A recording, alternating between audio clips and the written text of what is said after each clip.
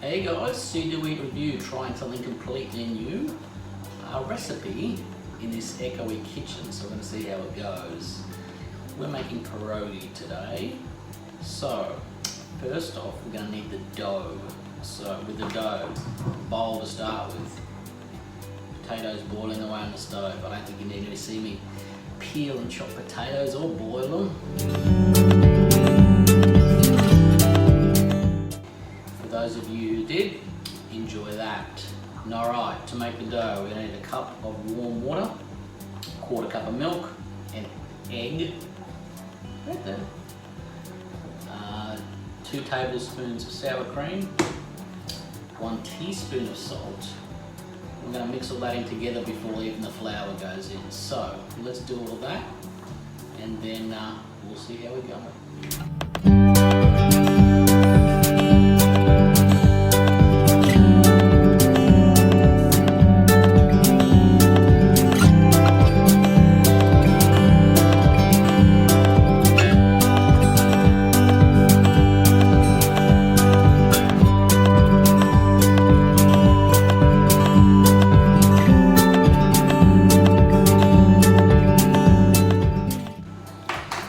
So you've mixed all that in, and then you're going to need 4 cups of flour, but you've got to do it intermittently. So first you start with 2 cups of plain flour, mix that in, and then slowly after that.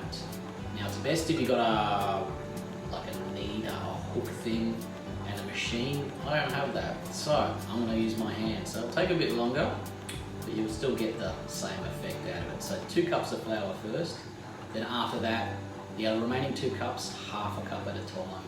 So I'll start doing that and you'll see how it goes.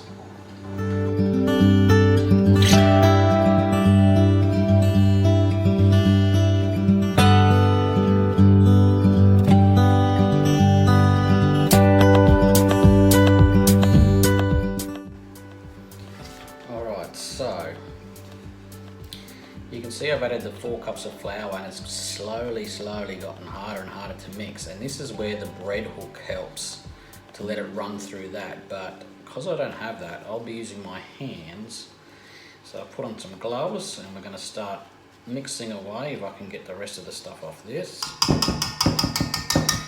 and then you'll see it come together to form a hopefully nice dough. So once I've finished mixing in the bowl, grabbing all this flour off the sides, it should become a nice ball of dough, which we can then split into 2 parts and then use it as we wish. Alright, so here I am about 5 minutes in to the kneading process, just chucking a bit of flour when it starts sticking. But as you can see, got a nice ball coming along, which give me another 5 minutes and I'll have it nicely worked and shaped. Okay, so after 10 minutes of rolling and squashing and flattening and all that other stuff, punching and all that other stuff, adding flour when it started to get too, stuck to the table, I've got my dough baby right here. I'm going to cut it in 2. I'm going to hide half of it under that lid, put it underneath so it doesn't dry out. The other half we'll use to start making our first batch of pierogi. While that was happening, the potatoes finished boiling. I did it for about a good 30 minutes so they're nice and soft so you can start mashing them. So that's a separate part. We'll stick to this, and then I'll cut away to that, and then I'll come back to this. Make sense? Watch it anyway and you'll see what happens. Alright, so the potatoes are done. They've been about 25 to 30 minutes. And I'm going to add 3/4 cup of mozzarella. You don't have to put it in the cup, of course, it's just for effect.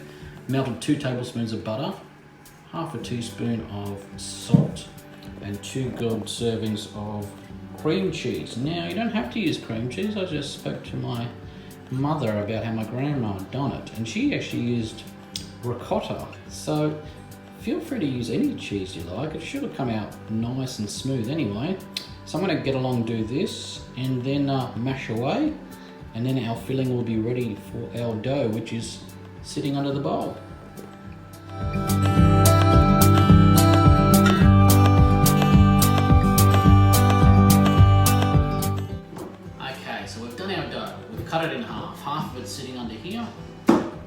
here ready to be rolled out to about 1/8 thickness, so about that, you know, whatever you feel like really. You don't want them super thick though, because you might be able to bite them, and you don't want them too thin because you want them to hold the ingredients. So our potato mash filling is done. It's got a lid on so it doesn't dry out either. So I'll roll this out and then we'll start shaping it all, and then we'll see how we go.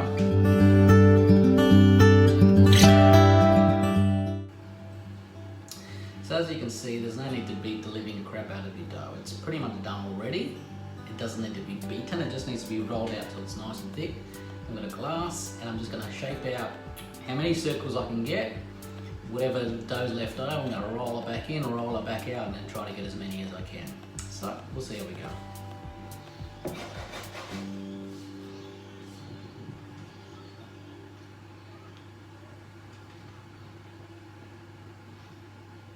Just make sure you've got flour on your glass so it doesn't stick to the glass.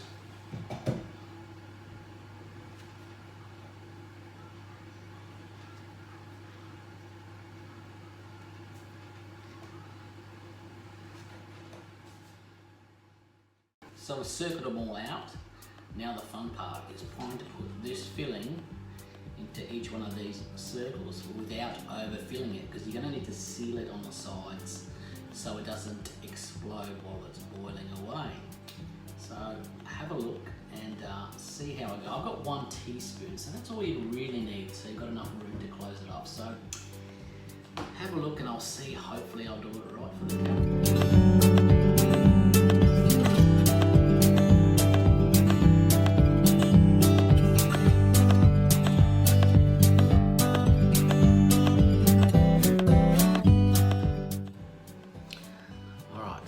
These for the camera. Hopefully you can see if I can just crimp it right. Beautiful, this one's come out good. You got to seal all the edges. Now you can use a fork, you can use anything. I'm using my hand, and it should come out sort of like that. And all the edges are sealed. Squash them down with your fingers. You should have a nice little looking one like that. I'll try that with the rest and we'll see how we go. So here we go. Out of half a dough, I got 36, but I learnt a valuable lesson. Don't try cooking dinner while you're making these, because it's too bloody hot in the kitchen and you're gonna see these bad ones. Look how bad that turned out. The dough was all too soggy. So I had to chuck the air conditioner on, and then we've got these beautiful pretty ones. So you get 36, so you can cook them up and you can chuck them in the freezer, or you can just chuck them in the freezer like that. Now I've got 1 more big sheet of dough to do, and this time I'm going to try the cabbage and onion ones, which my grandparents always made, and they were fantastic. Cooked a bit of cabbage up with onion, apple cider vinegar, a bit of apple cider, a bit of salt, and that's all you need. You can even chuck apple in there if you like, or you can just use sauerkraut, which I was told my grandma usually used. She didn't do that.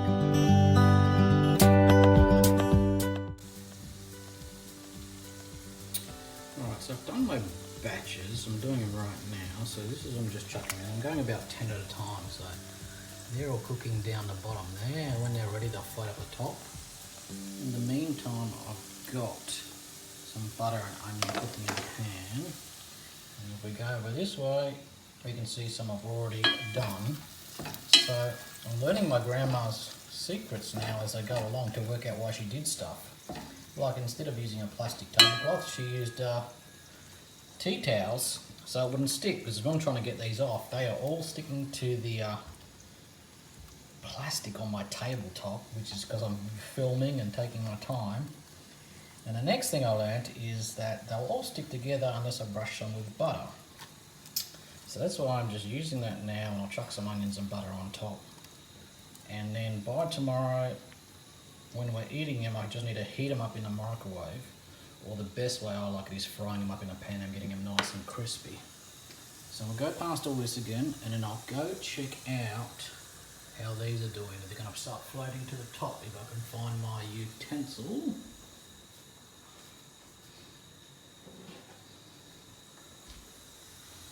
So they've been in a minute. You can see them start coming to the top now. I'm going in 10s now because I think it's a big enough pot. you can see them there floating away now. So I'll give them another 30 seconds or so, then I'll just transfer them to the other thing, brush them with butter, and we'll finish all this off. So just grab some of the rejects, which I'll show you what they look like inside. That's a beautiful, creamy, cheesy potato, which you just put a bit of sour cream on. Of course you eat it with a fork. Tastes magnificent. And as I said, straight out of the pot when you finish cooking them. Next day, just heat them up in a microwave. Or, as I like to do, just a real gentle sizzle in the pan. They're smothered in butter, so you don't have to put too much. Those ones with the cabbage on, they're my favourites. Nice bit of tang, a bit zesty. Not super zesty though, but just like a nice gentle taste to them. Completely different from the potato and cheese. These have got a bit more zing to them, the cabbage ones, which I really love.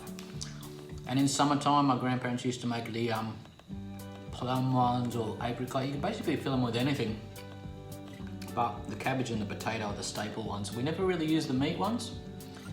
Never, I just don't know why. I suppose I never grew up with that sort of stuff. So it is the potato and cheese, it is the cabbage, and you got yourself a hearty meal.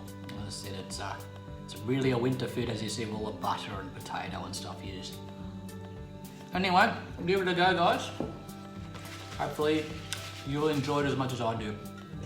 Cheers.